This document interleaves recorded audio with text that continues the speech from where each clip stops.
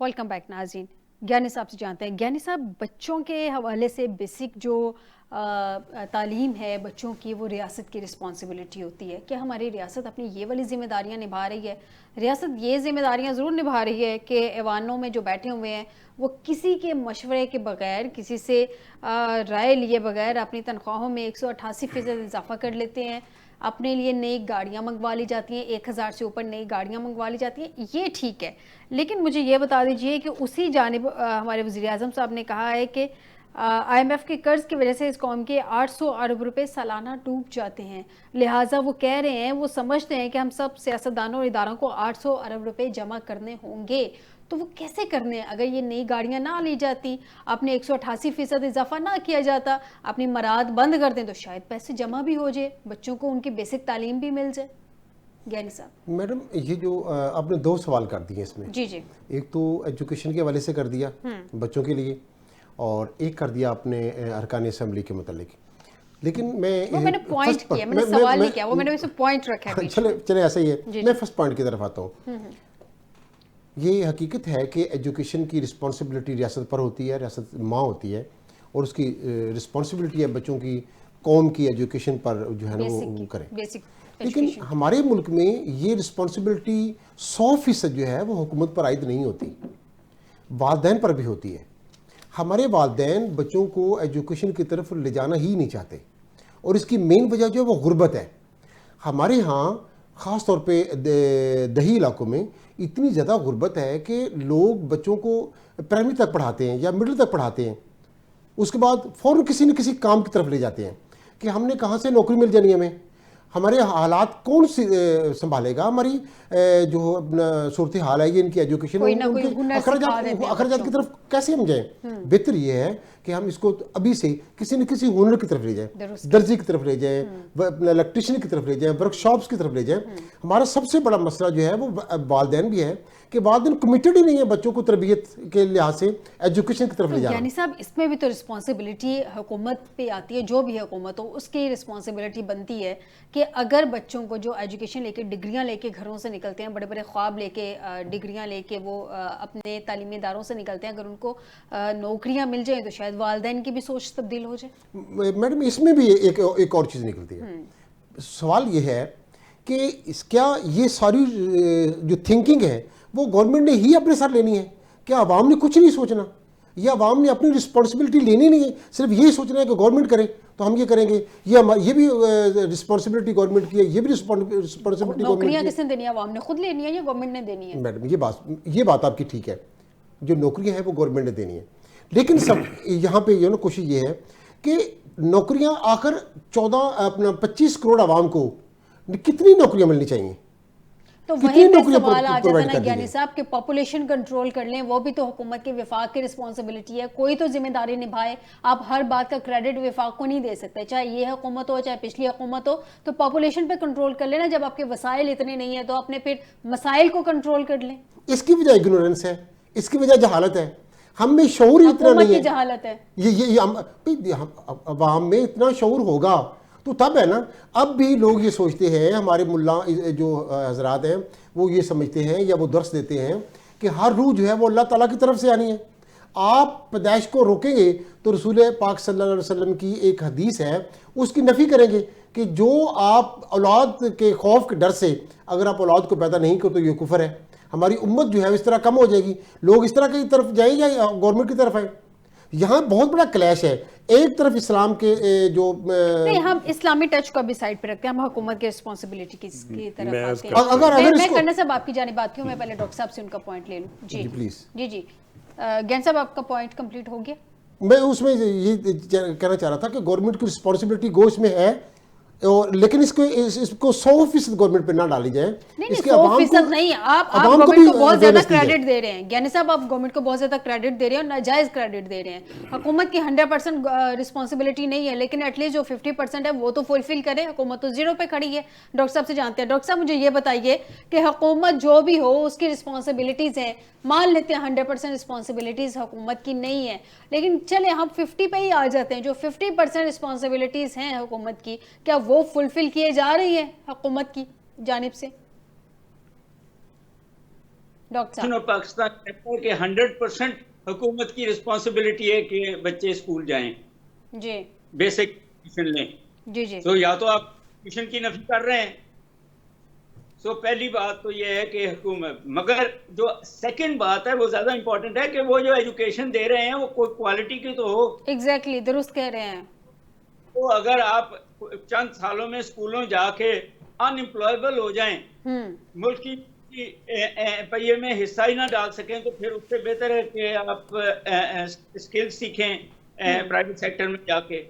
تو ان the context آپ کو اپنے نصاب بدلنے پڑیں گے, آپ کو اپنی ویژن اکنامک جو نیسیسٹیز ہیں اس کی طرف لیبر اور اسکلڈ لیبر اور کرنی پڑیں گی. آپ ابھی بھی دیکھیں کہ یہ پروونشل گورنمنٹ جن کا ایجوکیشن پہ کام ہے وہ ہائر ایجوکیشن پہ زیادہ پیسے خرچ کر رہی ہیں اور اسکول ایجوکیشن پہ کم خرچ کر رہی ہیں. یہ واپ ہے. ہمیں ہائر ایجوکیشن پرائیویٹ سیکٹر کرنی ہے, ہم نے اسکول ایجوکیشن, اسکل بیس ایجوکیشن, 21ویں صدی کی ایجوکیشن, یہ حکومت کا فرض ہے. میں 2 ملکوں کی آپ کو اگزامپل دینے لگا ہوں. نمبر 1 چائنا ہے جہاں 100% ایجوکیشن ہے, انہوں نے پاورٹی بھی دور کر دی, پاپولیشن بھی کنٹرول کر لی, اور جو ہے اپنے آپ کو سیکنڈ لارجسٹ اکانومی بنا دیا. دوسرا ہندوستان ہے جنہوں نے نہ پاپولیشن کنٹرول کی ہے, وہ لارجسٹ بائی پاپولیشن ملک بن گیا ہے, جنہوں نے پاورٹی بھی کنٹرول نہیں کی اور 5th لارجسٹ اکانومی بھی بنا ہوا ہے.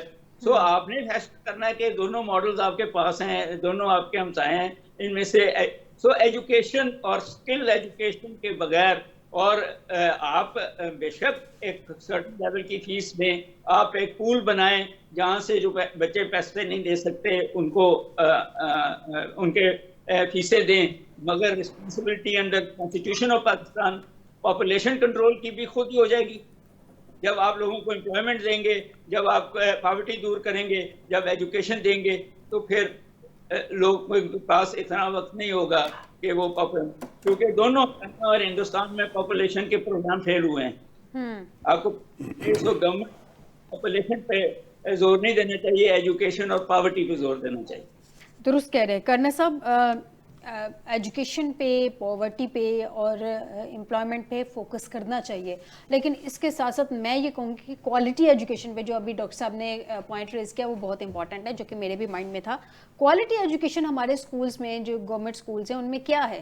میں یہ عید کے دنوں میں دیکھ رہی تھی, ایک پروگرام چل رہا تھا نجی ٹی وی پہ, اس میں اینکر نے 2nd گریڈ کے بچے سے پوچھا کہ ہمارا پاکستان کس نے بنایا ہے, تو وہ بلینک تھا, اس کو اس کے سوال کا جواب نہیں آتا تھا, اور یہ ہمارے گورنمنٹ اسکول کا حال تھا. تو کیا ہم نے کبھی کوالٹی آف ایجوکیشن پہ بھی فوکس کیا؟ جی میں عرض کرتا ہوں, کوالٹی آف ایجوکیشن پاکستان میں بہت پور ہے. جی کوالٹی آف ایجوکیشن کے لیے ذمہ دار لوگوں کا اکاؤنٹیبلٹی کرنا, احتساب کرنا بہت ضروری ہے. بات یہ ہے کہ قومیں بنتی ہیں ایجوکیشن سے.